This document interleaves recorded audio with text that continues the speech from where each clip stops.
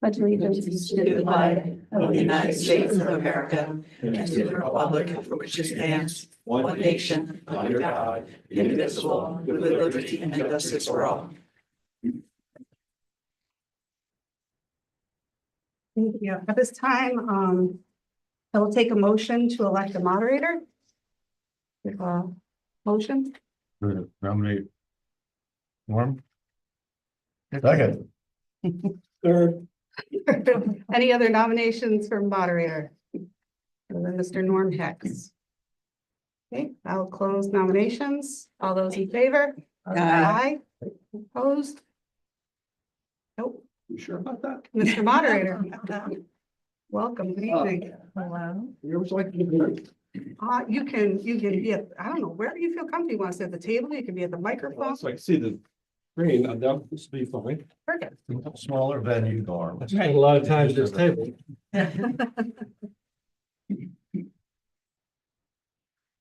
Okay, thank you very much for your support and your vote. And at this time, we'll call on Secretary Lucy Petrella for the purpose of reading the call of the meeting and the return of the call. Lucy? Regional School District 13 of the State of Connecticut, Durham and Middlefield. Warning of annual meeting and referendum vote. Notice is hereby given to all those eligible to vote in town meetings in the member towns of Durham and Middlefield that the annual meeting of Regional School District 13 of the State of Connecticut will be held on Monday, May 5th, 2025 at 7 p.m. in the library at Coggins Regional High School, 135 Pickett Lane, Durham, Connecticut, for the following purpose. To present the proposed budget for the 2024-2026 fiscal year as prepared by the Regional School District 13 Board of Education. The moderator shall adjourn the annual meeting at its conclusion, and the budget shall be submitted to a vote upon the voting tabulators in the district's member towns of Durham and Middlefield on Tuesday, May 6, 2025, in accordance with Section 10-51 of the Connecticut General Statutes between the hours of 6 a.m. and 8 p.m. under the following heading. Shall the proposed budget of $42,542,547 for the 2025-2026 fiscal year as prepared and presented by the Regional School District 13 Board of Education be approved? Those in favor shall vote yes. Those opposed shall vote no. Voting will be at the following polling places. Town of Durham, Durham Community Center, 144 Pickett Lane, Durham, Connecticut, 06422. Town of Middlefield, Middlefield Community Center, 405 Main Street, Middlefield, Connecticut, 06455. Copies of the proposed budget will be mailed to every postal patron in Durham and Middlefield. Dated April 9th, 2025, Lindsay Dahlheimer, Chairman, Regional School District 13, Board of Education. The return of the call. Return is hereby made that the undersigned on the 23rd day of April, 2025, caused to be posted on the public signpost in the towns of Durham and Middlefield, a written warning by the Board of Education, and on the 23rd day of April, 2025, caused to be published in the Hartford Courant, a newspaper having a circulation in the towns of Durham and Middlefield, warning of the annual meeting on the education budget to be held the 5th day of May, 2025, with the referendum vote on the education budget on the 6th day of May, 2025. Lindsay Dahlheimer, Chairman, Regional School District 13, Board of Education. Thank you, Lucy. At this time, we'll proceed with the meeting, and on my agenda, first thing I would like to do is call on Chairman Lindsay Dahlheimer for the purpose of making a presentation. Lindsay? Thank you, Norm. I appreciate it. Good evening on this lovely rainy evening, everyone. Thank you all for coming. I just wanted to make something clear. There's always some confusion on the budget in all of our meetings and all of our hearings, and half of us can remember it when we try to talk about it. So the purpose of tonight is to present the budget that we've already presented. No changes will come from the meeting tonight. The budget that we're presenting today goes to referendums for tomorrow at that amount. So I just want to make sure that there's not any confusion as to changes that would be made to the budget between now and the referendum. On the first, so we'll go through a few of them on the first slide. This slide represents a timeline of the budget process for the district, highlighting the changes from the beginning of the process. The building level budget represents the wants of each building, and in December, they collectively came to 6.89% increase. And that's every single building together. The superintendent then took these building budgets and works with the administration to identify ways that they can be reduced. In February, Superintendent Charles presented her recommendations, which amounted to a 5.19% increase. From there, the board held multiple budget meetings and asked Dr. Charles to reevaluate and help identify a reduction below 4% that would help alleviate the cost to the member towns without a hit to staffing and programming that our students need. This reduction amounted to a 3.87%. On April 2nd, after our public hearing and board discussion, a motion was made and passed to add back in the instructional coach position that was included in the first board reduction. And this changed it to a 4.07 increase. And that's the budget I bring to you tonight. Next one. The mitigating strategies used in the budget this year include a salary vacancy of 90%, a reduction of 7 FTE.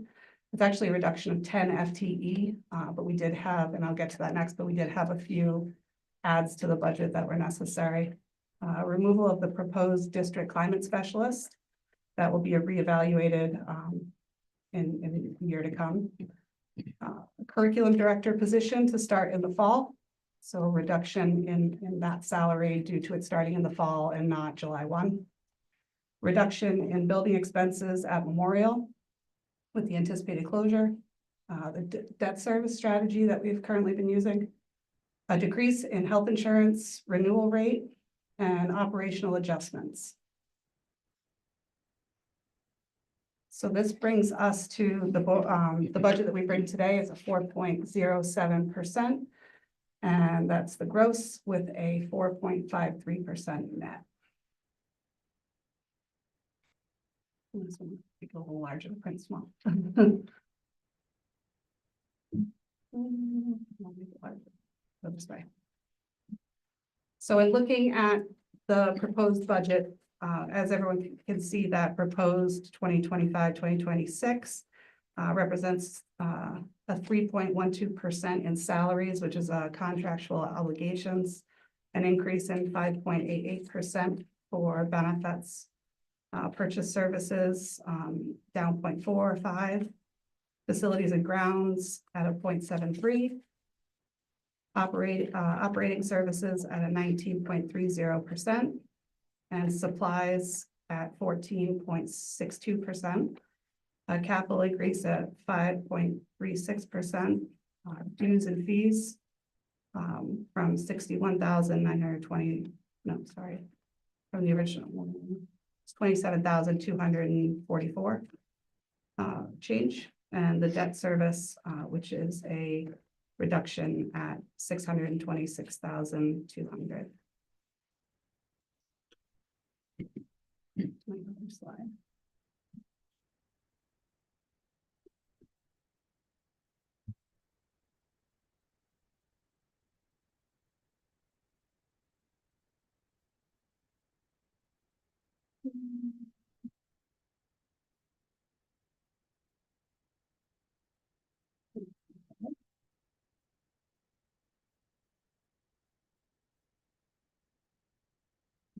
Looking on the revenue side, adult education at a 0.87% change, facilities and grounds rentals at 25%, interest income at a 25% increase, in-house tuition, no change, fund balance carryover 29.08%, and an estimated surplus at 100. The state and federal revenue, our special education excess cost grant, looking at a reduction at 12.08%, an E-rate reimbursement at a reduction of 15,100%, 15,100 at a reduction of 54.71%, and the total revenue down 7.44%.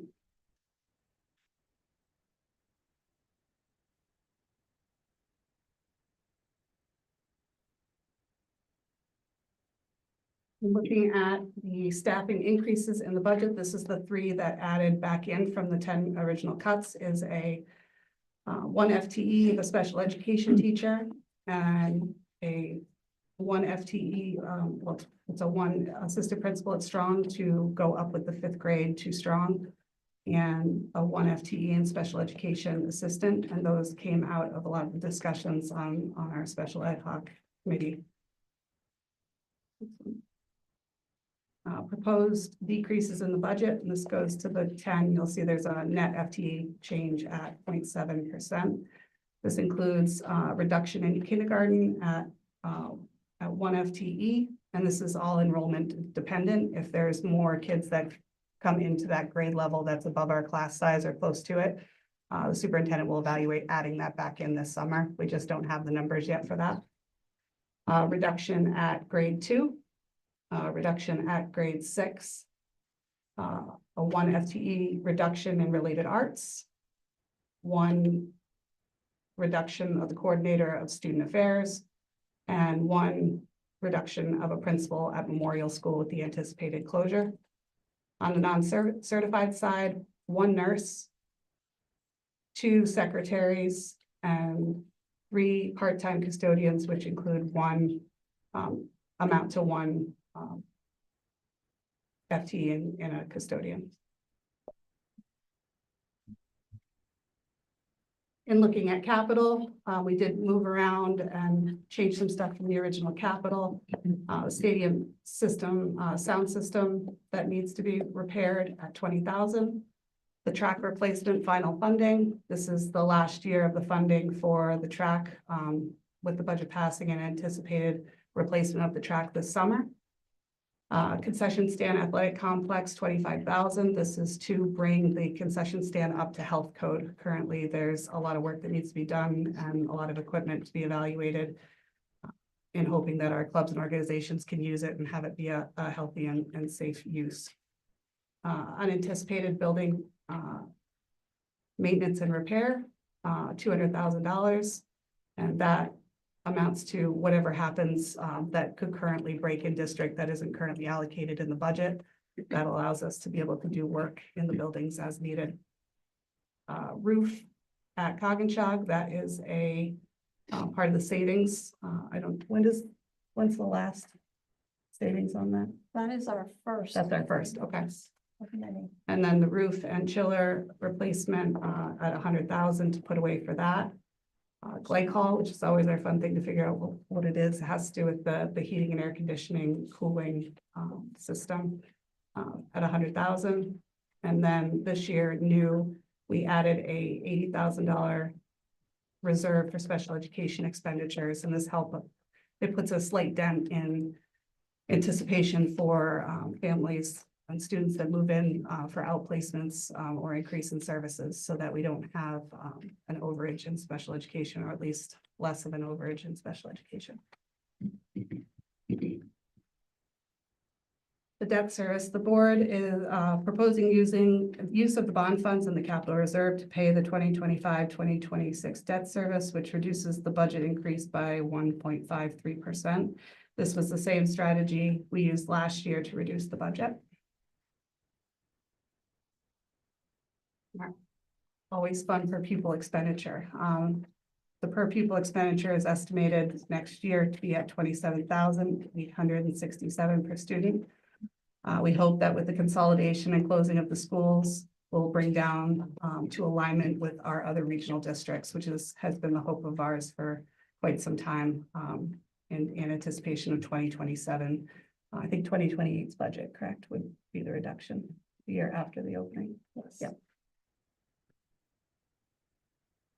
Costs to the towns. Durham and Middlefield proposed an MOU to use a 5-year rolling average for enrollment. We They proposed that to the State Department of Education, and it was unanimously accepted. What this allows, it allows the towns to know and anticipate on a 5-year rolling average what the enrollment shift is going to be. So we're not seeing large $1 million changes between towns per year, depending on how the enrollment is for those towns. It's actually it's the first one in the state that's been done. And the State Department was pretty excited to see that regionals were doing this, and in hopes that other regionals would do it to help the member towns. Looking at costs to the towns based on the student population of 1,314, which is the October numbers, 65.57% goes to Durham and 34.43% to Middlefield. And with the governor's proposed ECS grant funding, brings the net increase to Durham at 1,159,363, and the net increase to Middlefield of 650,387. And I believe it was this year that it shifted in Durham's favor slightly, correct? Our district comparisons, so RSD 13 proposing a 4.07. The state average is 5.41%, regional average 4.08, just above us, and the DERG C, which we've kind of gone away from using because we've had a little bit change in how we assess our districts, but that's at 4.63%. And when you're looking at the averages, you don't really realize it until you look at some of the incredibly large budgets that some of the districts are facing, mostly due to special education, transportation. It's a tough year for districts across the state. And so with that, I think the next one.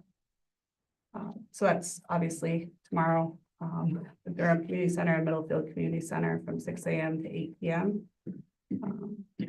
This time I'll hand it back to Norm. I know All right, thank you. going to ask for some questions. Thank you. I will, at this time, open it up to board members and or administrators who might have a comment. Otherwise, I will turn to the public.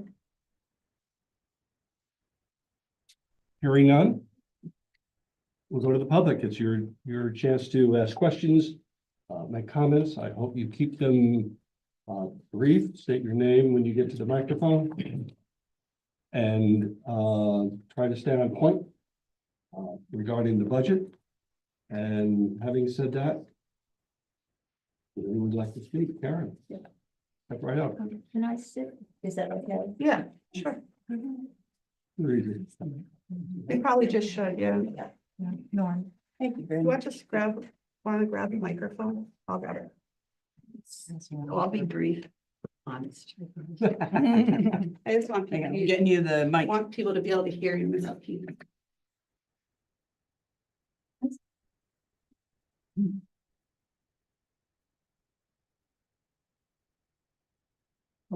Two things I'm going to request, and even though the budget is all set, the library position, a related arts position at Strong, which is part-time, and the high school, which is part-time, I'm hoping that position will be put back in. I think it's important.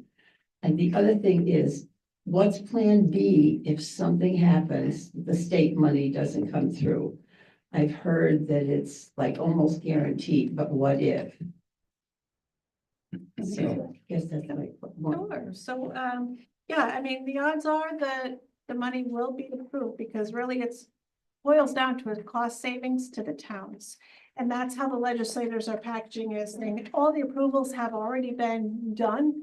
Now denying this application would only cost the towns another escalation, 6% or something in the next year, because we will just apply the next year. They've never denied an application that's been done properly. But if for whatever reason it does not get approved, which we should know by June 4th when the session ends, might not be popular, but children will stay where they are. Teachers will have to unpack their boxes, but we would risk, if we were to move them now and apply next year, we would risk the funding for what it would cost to do that move now without a grant commitment. So we wouldn't want to expend resources that we wouldn't get reimbursed the 54%. again, that's a board decision. That's just what, I mean, that could change depending on what the board thought, but that would just be my recommendation. So my understanding is financially, it would be better to go forward. If the money doesn't come through, is that right? Did I understand that correctly? So let me rephrase that. If the money doesn't come through, Memorial unpack your bags, stay there, but then it will cost anywhere from 5 to 6% more increase to the towns if it's postponed. Certainly, because we would apply in the following year, Yeah. and everything goes up. So it would be escalated, all new prices, so it would cost more. Okay. Yeah. I just had a question when going through. It said that our insurance, the health insurance was reduced, but benefits was increased. That was on almost the first slide. So health insurance, let me see, you're seeing here, the 394,000 change. What do you mean by reduced? The benefits were not reduced. No, Our health the insurance. insurance, it sounded like the health insurance was Mitigation reduced, strategies. but the benefits increased. We got a lower rate than what we had budgeted. So we originally budgeted 12% for insurance because that's what our agents were telling us was probably going to be the renewal rate. It came in at 9.9. So we reduced, and the money, the numbers you see here accommodate that reduction is about $107,000. So we took that out already. Okay, thank you for your answers. It sounds so reasonable to me. You can leave the mic here. I have a feeling people will want to sit a little less. Very nice. Thank you for letting me sit. I hear Yeah. We did it the last time. It worked. Okay. It's more friendly. Anyone else? Sure.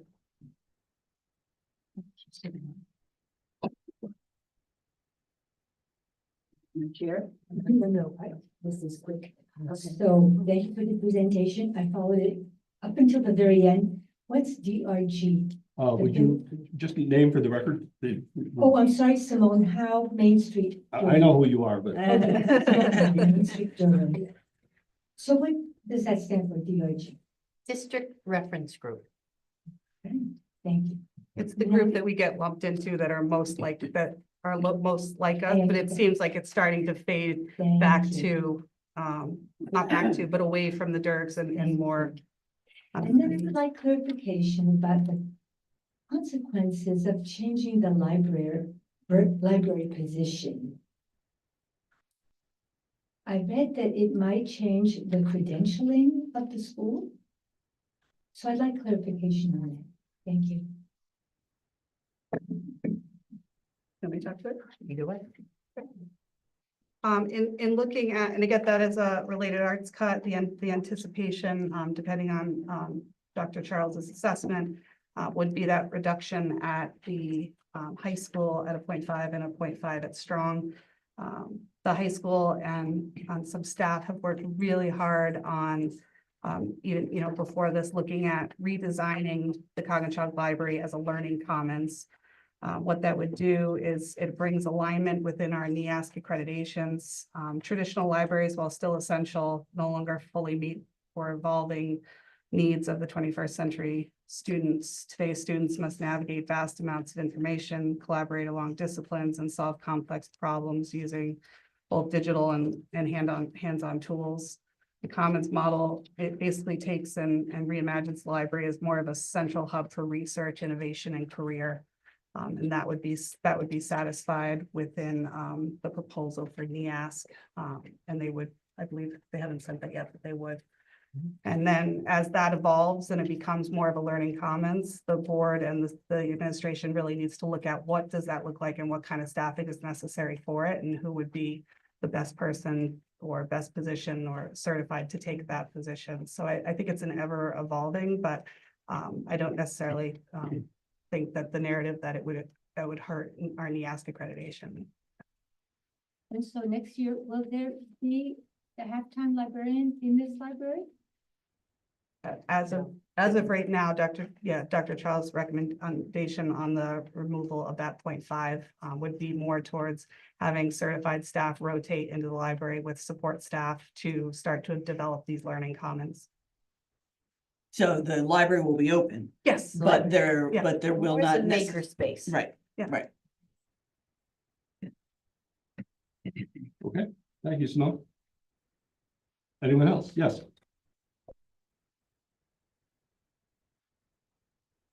I'm Joe Della Ventura, 15 Pineledge Trail, Durham. First question is, I think it was pre-COVID, you came out with a prediction of the reduction in enrollment over the course of 5 or 7 years, as you predicted through, I think it was 2012 to, or 2018 through 2027. How close are you on target for that prediction? I don't have exact numbers, but they have done an amazing job. They were usually within single digits difference with what they've proposed. Very good. Yeah. And what's the typical class size in the K through 5 classroom? I asked this because what would bump adding another classroom? and So another the staff? guideline is 18 for kindergarten. With the numbers that are currently expected, they would be between 16 and 15. 16, currently. 15, that's small, okay.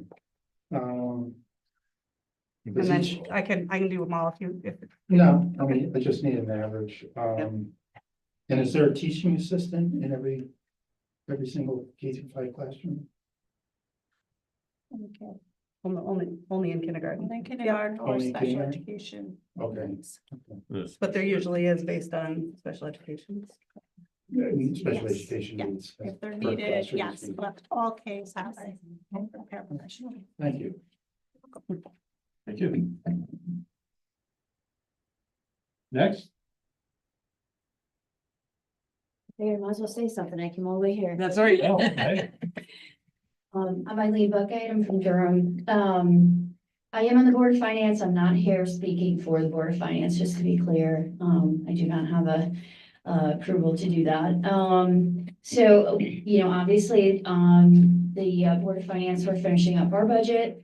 And the way that our town government works, we don't have control over the education budget here in RSD 13. I would like to just make a public statement that I think that the Board of Education and the municipalities need to work together more. I do know that Beth did, try to start that this year. She said it was very helpful. Durham is going to be facing some significant challenges in the next few years because of the education, costs that we have, special education, and our lack of grand list growth, frankly. We don't have any projected grand list growth. So our mill rate is going to go up 2 mills this year, and we, really don't see any relief in that in the next few years. So we're going to be facing mill rate increases that are largely out of our control. So we are going to be starting a series of workshops with the Board of Selectmen this summer. And I did mention to Bob that I thought it might be a good thing for a representative of the Board of Education to come as well. We're going to try to talk about our long-term planning for our finances with the town of Durham. So I guess I'm really talking to the Durham representatives that are here. So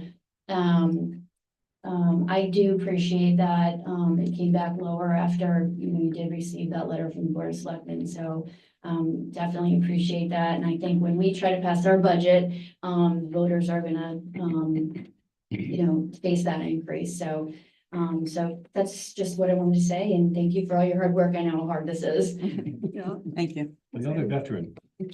Right, and I was on the Board of Ed with Norm. And I think too, what Eileen's, pretty much echoing what we said a few times, during budget season is that, it's hard for us to communicate so late in the process and vice versa. So we're looking at, this summer even sounds amazing. We're thinking maybe early fall to have more discussions about some big projects coming up and the stresses on each town. I think once the towns really get into budget season, that, they start to realize, we're getting towards the end of the season. We want to talk to the districts. We just want to make sure that we're having those conversations really early. So we're planning probably a meeting a month, June, July, August to start. So just keep your eye out for, for those. And even if you can just listen, would probably be helpful. Awesome. And we Thank did implement that 5-year rolling average so you can forecast your needs instead of during getting hit with it's a real, depending on enrollment. The percentage that each town has to pay. So that's going to be easier to forecast for the towns No. I Yeah, presume. it still doesn't, it's still a huge hit to the towns, we don't want to minimize that. It does help, the rolling average does help a little bit. And it's a good start to helping both of the towns, but Eileen's got a lot of good points. Okay. Thanks, Ally.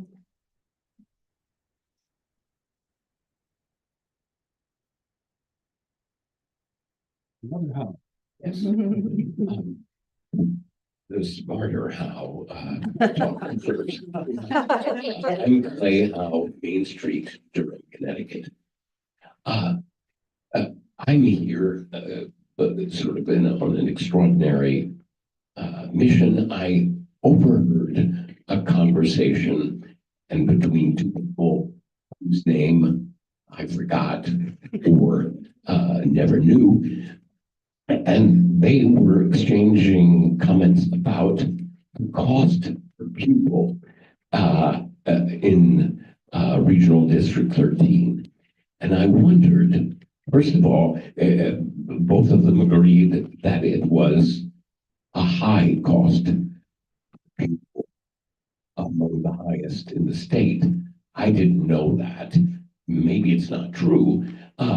We moved here in part because of the excellence of the school system here. Indeed, Simon, who spoke earlier, attended several classes, and that's why we moved. There were other reasons too, but I won't go into them. Is it true that it's a high and among the highest cost per pupil in the state? If that is true and not fake news, I wondered whether it's because we have more buildings than we need, or is it because or other reasons that I don't know. Thank you. Go ahead. Happy to answer that. So, Regional School District 13 is a little bit higher than other regional school districts, and I put this up on the slide. I can't compare 24-25 and 25-26 to other regional school districts because the number 24-25 hasn't finished yet and 25-26 is budgeted. So that's why those columns are blank. But if we go back to 23-24, the state average was 22.8 and Region 13 was 27. And the regional school district average, the middle column there, was 26. So we're a little bit higher than every other regional school district. One could say quite a bit higher than the state average, but regional districts are higher than the state average because regional districts don't have a public works department to mow our grass and shovel our sidewalks and plow. We have to pay all of our services like that. We have to contract out. We have transportation costs that are further because we're traveling further distances so it's inherently known that regional school districts are a little bit more on their per pupil expenditure. But what you've also hit the nail on the head is that we have too many buildings. So we've got 5 buildings and our enrollment is declining. And so hence is the process that the board has been following since I've been here 7-8 years of trying to consolidate those schools and get us from 5 schools down to 3. That will certainly that will be reflective in our per pupil expenditure. But one other point about that's the per pupil expenditure about being a little bit higher, as we have staff that come and stay. So we've got many veteran teachers that are on their top step. They're highly educated, masters and a 6th year. And so they're at the top step of their salary. So one might say that's expensive, but one might say that's a great problem because they are such great teachers that we've retained. So certainly that increases your cost. If you get teachers right out of college at 45,000, your per pupil is going to go down, but your educational, not saying they're not adequate teachers, but that's just the difference in experience. It's not fake news, but we're working on it. Thank you. Anyone else like to speak?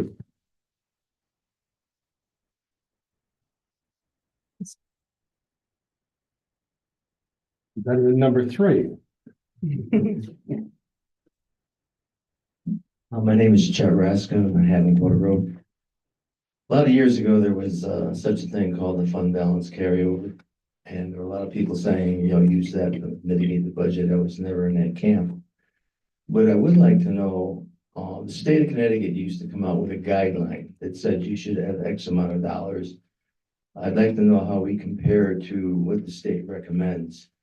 Because if we don't have enough in there, should that inevitable rainy day come, we're all gonna hurt. And I believe it's important to maintain that balance, or at least have something the entire board agrees on at a level that could, let's say, get us out of the hole if that should happen. So how do we stand relative to the guideline? Does anybody know? We do not have a fund balance. Since I've been here the 8 years, every year, I've been instructed by different boards to use that fund balance to lower the annual increase of the budget. So we've used that up. So we don't have what we had back in the day. Do we risk having a system or something go wrong where we need the money? Without a doubt. That's why we have the unanticipated building repairs and maintenance. We put in capital $200,000 because we could have something go and we don't have a fund balance. A fund balance was never really a savings account. What it is that it's, if you have a surplus in one year. I know what it Okay, is, yeah. so we have used those surpluses in the next year. So you'll see, and I'll go back to that here. That's one of the first page, the revenue. Yep. Sorry, Next give me a minute. There's- You'll notice we have a fund balance carryover, and then you'll see we have estimated surplus. So that estimated surplus is what used to be put into the fund balance at the end of the year.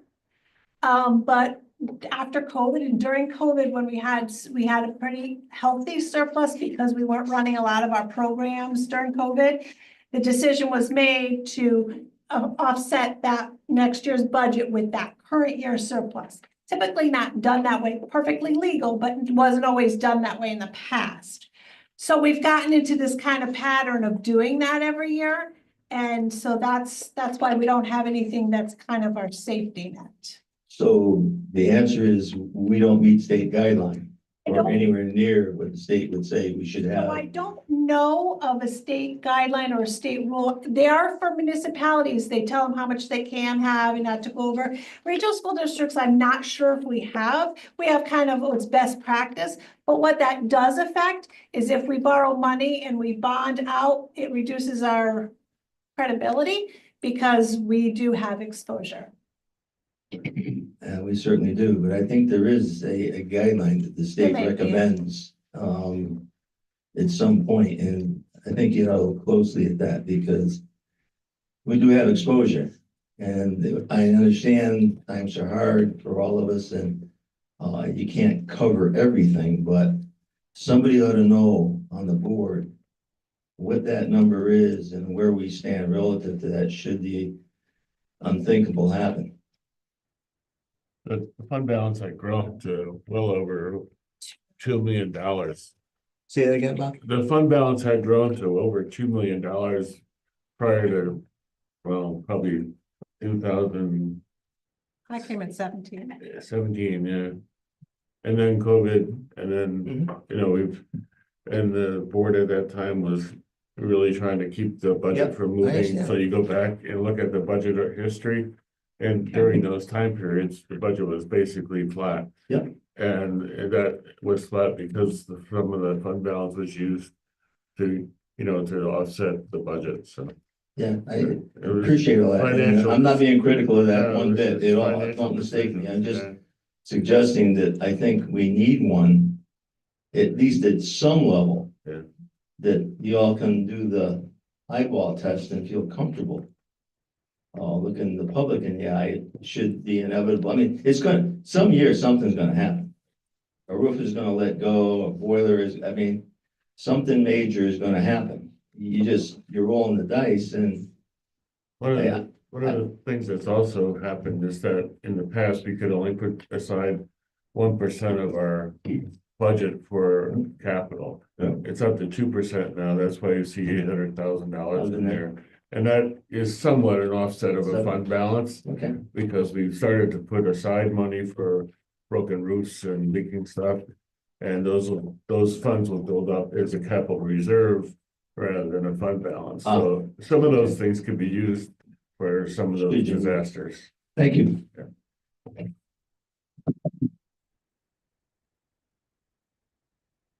Anyone else? I have one online, if we want to go to that, and then we can come back. Well, Rick is, someone had his hand up. Then we can go to someone online. It says Zoom user, so if you wanna, state your name and unmute.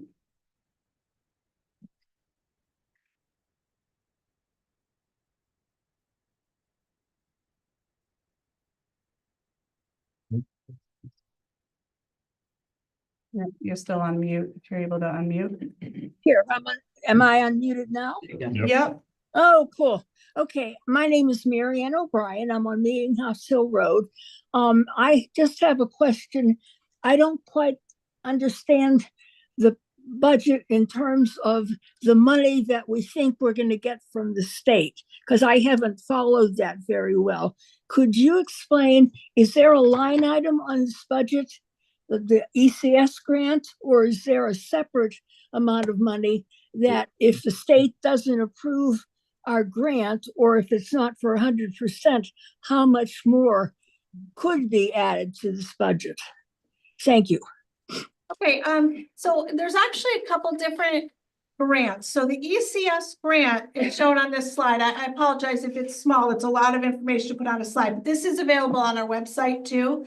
But the ECS grant is education cost sharing, and that goes to the towns directly.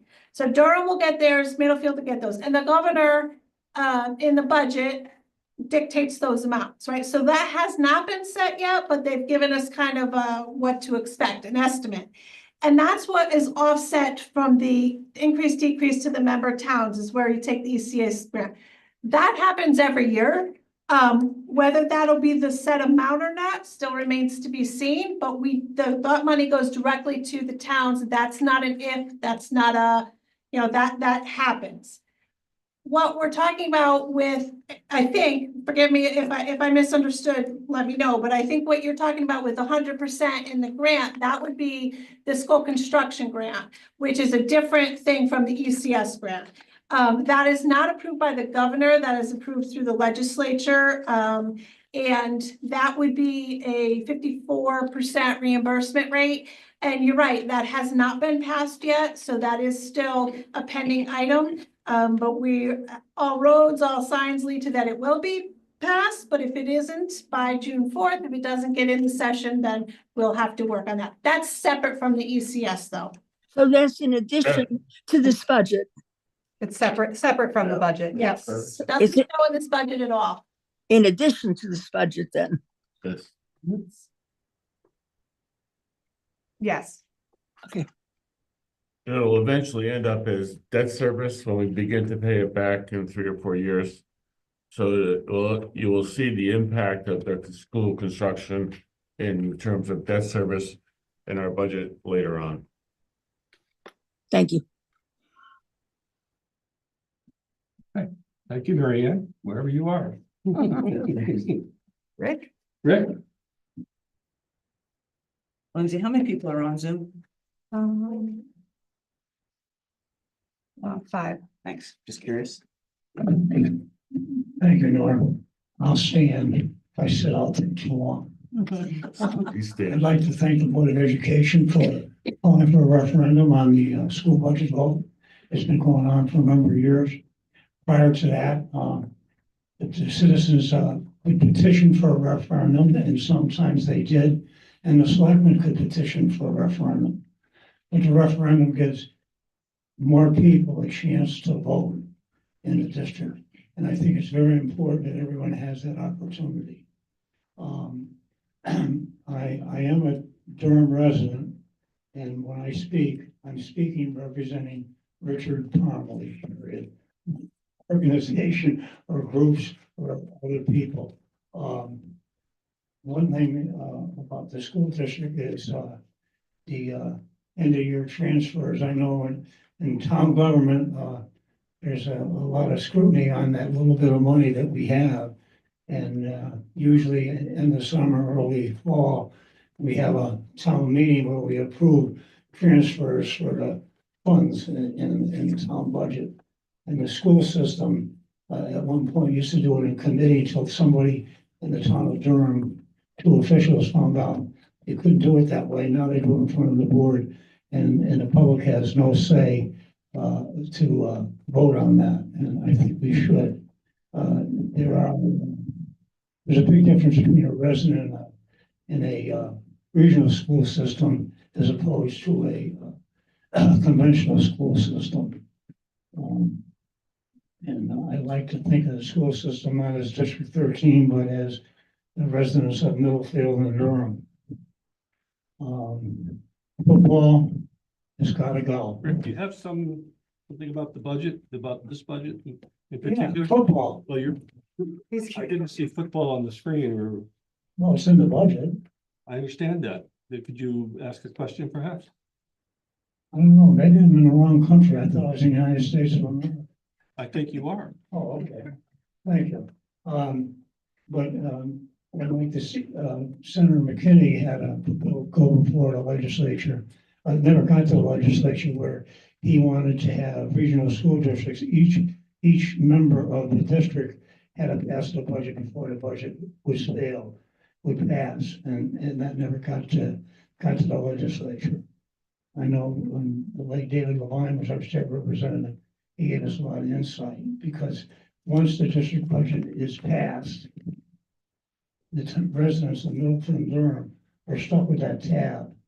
On the town side of the budget, there's things we can do to make adjustments to make it livable, but we're really up against it when you're in a regional school system. When that budget goes through, irregardless of what Hartford does, and Dave Levine would always allude to the fact that it was never written in gold as to what was coming down from the state. And they're squawking now about what's coming out of DC. But football has to go. It's dangerous, it's not healthy. Just think Hernandez and Bristol. Thank you. Oh, and the committee you appointed for overseeing the project and memorial they have some outstanding credentials. You did a great job there. Thank you.